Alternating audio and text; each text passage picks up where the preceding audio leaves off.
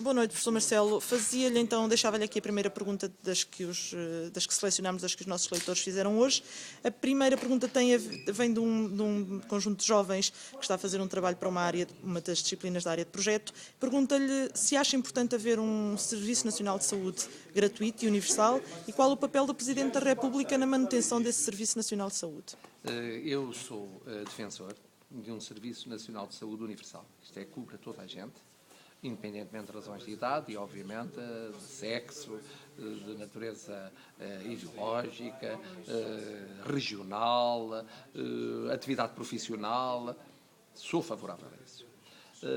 Quanto ao ser gratuito, eu entendo que o que está na Constituição é o mais adequado, que é ser tendencialmente gratuito. Tendencialmente gratuito significa que será gratuito para aqueles que, de facto, têm condições de tal maneira, e são muitos portugueses, de tal maneira limitadas que não podem todo em todo pagar,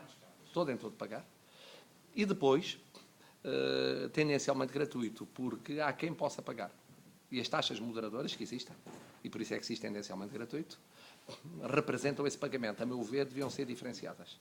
Sempre defendi que era injustíssimo que eu, professor universitário, e que tenho atividades como esta aqui, entre outras, dar pareceres, pagasse exatamente o mesmo que uma senhora de idade, como assisti várias vezes, em termos de taxa moderadora. Uma senhora, obviamente, que tinha um rendimento muitas vezes inferior ao meu. E, portanto, parece-me justo que seja o que é hoje um sistema universal tendencialmente gratuito, que seja totalmente gratuito para uma parte da população, dos portugueses, mas que haja quem pague taxas moderadoras e em função dos seus rendimentos, de tal maneira que isso corrija as desigualdades que existem na sociedade portuguesa. O Presidente da República, o que deve fazer, ele está muito limitado. Porquê? Porque a Constituição está como está, quem altera ou não são os deputados, por maioria 2/3, portanto é preciso o acordo sempre do PST e do PS para alterar. Se o PS não der acordo, fica como está. As leis são votadas pela Assembleia da República ou são elaboradas pelo Governo com permissão da Assembleia da República. Quer dizer que o Presidente só intervém, no mexer da Constituição não intervém nunca, porque a revisão da Constituição vai à assinatura do Presidente, mas ele não pode recusar a sua assinatura. Nas leis, sim. Nas leis que desenvolvem a Constituição, o Presidente da República tem o poder de vetar politicamente, pedindo à Assembleia que reconsidere, ou chumbando a iniciativa do Governo, o que ele não fez até agora nunca, ou então mandar para o Tribunal Constitucional se entender que aquilo viola a Constituição, que aquele diploma viola a Constituição. Portanto, não tem um poder, senão de influência, senão de o que se chama magistratura de influência, que é pelos seus discursos, pelas suas mensagens, pelos contactos com os líderes, tentar persuadi-los.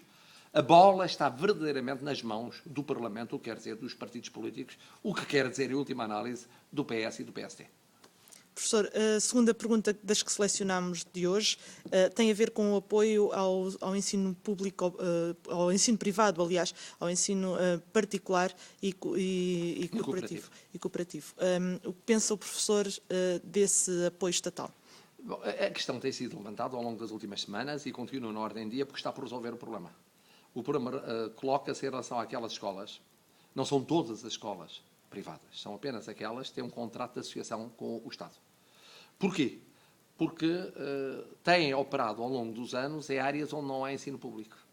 E, portanto, têm preenchido uma função acrescida de serviço público.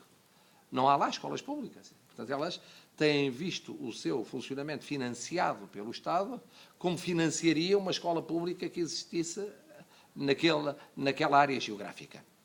E a ideia do Governo é renegociar, no duplo sentido de reduzir aquilo que financia, por um lado, e, por outro lado, acabar com os contratos no fim deste ano letivo e depois apreciá-los um a um, ano a ano.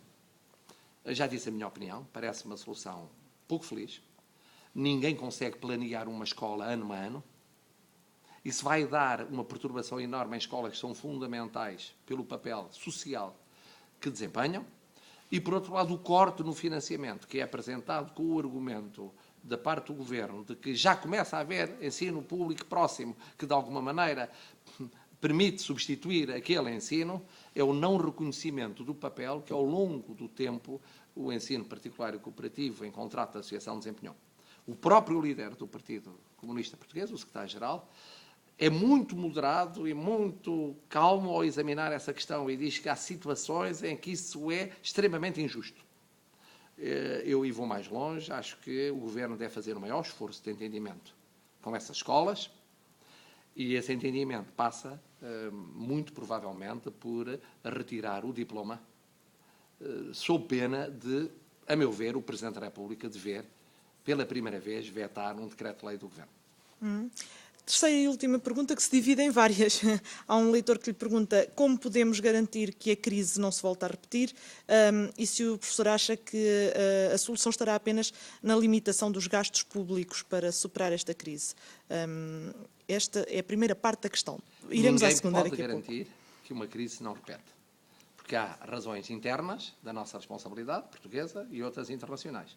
E, portanto, o que nós podemos é fazer o nosso trabalho de casa, como se diz agora. É o que depende de nós deve ser feito. O que não depende de nós, não depende de nós. E, portanto, ninguém pode honestamente dizer, mesmo que Portugal faça tudo o que não fez ao longo dos anos, que não há crise, ou que não haverá crise.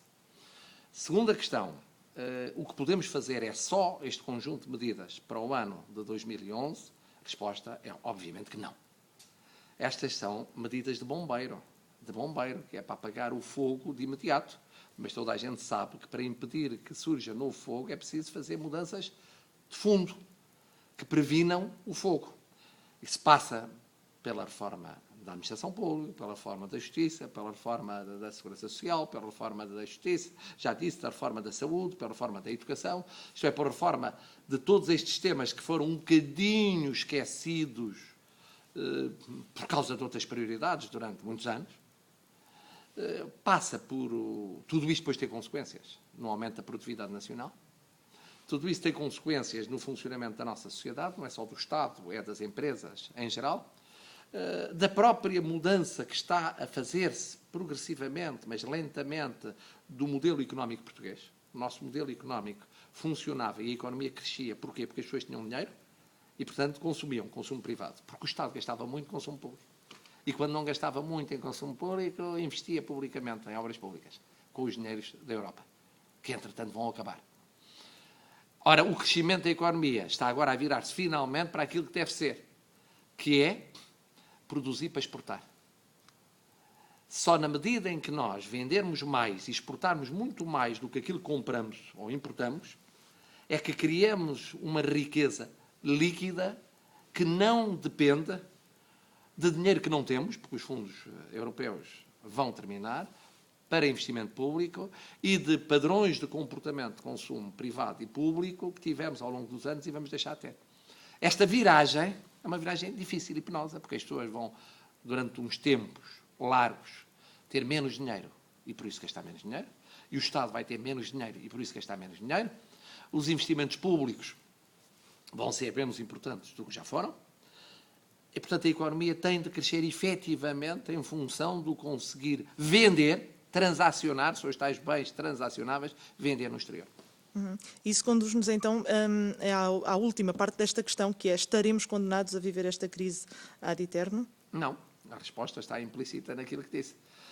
É evidente que a saída da crise é difícil, que esta viragem de modelo é difícil. Nós habituámos a viver assim, não foi ontem nem anteontem.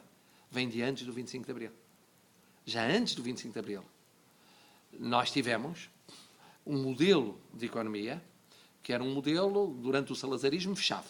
Portanto, produzíamos para nós, para consumirmos nós.